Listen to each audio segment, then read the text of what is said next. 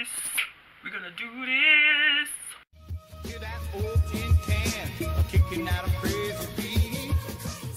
What's going on, guys? It's me, Troy, and I'm here again with another video. I'm trying to adjust myself here. Anyway, I want to say thanks to everybody who recently commented, liked, and subscribed. Thank y'all so much for joining me here on this quest and for keeping up with me, because I know it's difficult to do at times. You know, people have their little criticisms, and that's fine. I'm not really a conventional type of person. My delivery is most certainly acquired taste. But anyway, today I'm going to do the ReadSoullit tag, which was originated by Dee over at Brown Girl Reading, and I'm going to share that tag here today. I was not tagged specifically, but you know, in celebration of ReadSoullit and extended to Black History Month, I decided that this will be a great tag to do here. So I'm gonna make it quick, and as quick as I can be, because you know I'm always trying to be conscious of time and I don't want to make a really long video. So the first question is, what book, I'm looking on my phone here.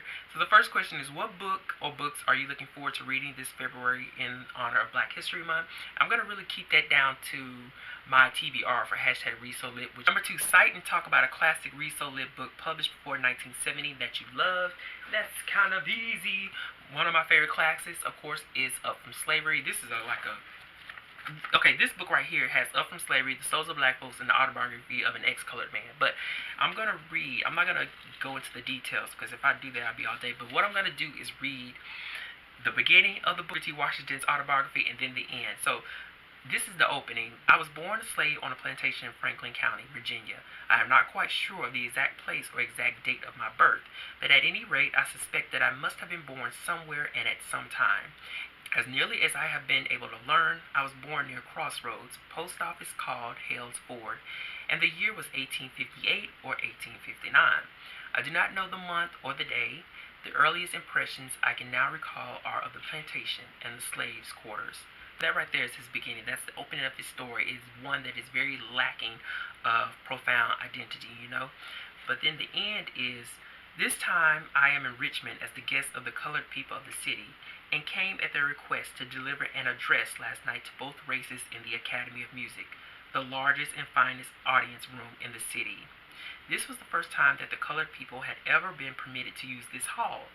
The day before I came, the city council passed a vote to attend the meeting in a body to hear me speak. The state legislature, including the House of Delegates and the Senate, also passed a unanimous vote to attend in a body.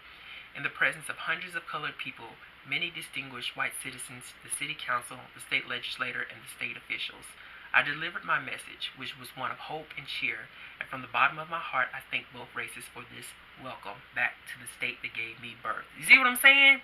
You see what I'm saying? Like, that beginning, that lack of identity, and then all of that throughout his journey brought him back to his identity. Anyway, I'm just going to keep it at that point, but I love that book. So number 3 is, what ReadSoullit book would you like to see adapted into a film? This is easy. I think just about everything can go in a film. But I'm going to go ahead and say that one of the books that keeps going into my mind that I would like to see filmed in Hollywood, California, and girl, you have got to find a way to put my sister Viola Davis in there. Y'all do not understand. I freaking love Viola Davis. Oh my God. She is the only reason I still watch How to Get Away with Murder. And she is so beautiful. Okay, I'm done. Anyway, that book is going to be Jam on the Vine by LaShondra Burnett. Love this book and would love to see Viola Davis. And even my girl, Pam Grier. Y'all know I love Pam Grier too. In making a film, an adaptation. Okay. Anyway, I love this book. Now, let me tell you something about me. I love it for probably a different reason that maybe some people may. You know, I don't know. I'm not trying to be contrary or anything, but the book takes place in the early 20th century in Texas. It follows the story of a young black girl named Ivo and her desires to own her own press, own her own newsprint, and using that whole newsprint to spread black voices, especially as it concerns strengthening our democracy here in the United States of America. And she does that. She manages that, and that is kind of where the majority of the core of the concept and the complexities of the whole novel arise to the driving force. Now, for me personally, while I did get that and I enjoyed that, as it kind of like put me in mind of Ida B. Wells, what really resonated so much more to me with this book is actually really simply down to Ivo's personal story in creating her own press. I love the book because it really took the reader through the steps of, not only just her success, but it took us through the steps of her challenges, of her obstacles, being a black woman trying to make this happen, and I love that because it's so true to each and every one of our, our presence on this earth, so true to our ambition, so true to our identity that, everything that we've always dreamed of and hoped for does not come in the time frame in which, that we've always hoped. And that, of course, leads to, depression and, certain dark moods that we have to adjust and deal with and then pull ourselves away from so that we can keep going forward within our journey. That is what I love the most about this book. It really, really hit me, Ivo's personal journey. Plus, she was a part of the team. Okay? So the fourth question is, show and talk about one of your favorite ReadSoullit books by a male author. And I chose The Conjureman Dies by Rudolph Fisher, a mystery tale of dark Harlem. So this book was published in 1932, and it takes place in the 1930s, and it follows the story of a physician, a doctor, and a detective who come together to solve the murder of a conjure man. Now, this conjure man is an African king who his sort of divination chamber takes place above a funeral home. But of course, the conjure man has, he has the tags of a soothsayer or, a fortune teller. But I think what's interesting about this book, as it goes not only into the procedural and investigative action, is actually that the conjure man himself is consistent with the theme of deductive reasoning. And what I mean by that is that this conjure man, what he does is his clients come in, he gets the bits and pieces of their psychology as he understands what they're there for, their question, and he doesn't really use divination to get their fortunes. What he does much more is use mathematics, and that is really what the core theme of this book is about, as it regards his job as well as that of the police officer investigating his particular death. But anyway, I love this book so much. It is really one of those really good, it's a fair amount of gritty, but it really is about the atmosphere, and it's really about that really controlled theme of using simple deductive reasoning to solve a case, and not so much about the florid investigative proudness that usually goes on in a lot of mysteries. And to me, it's like a black hard-boiled mystery. I really enjoyed it in that sense. Like, I really did enjoy this book.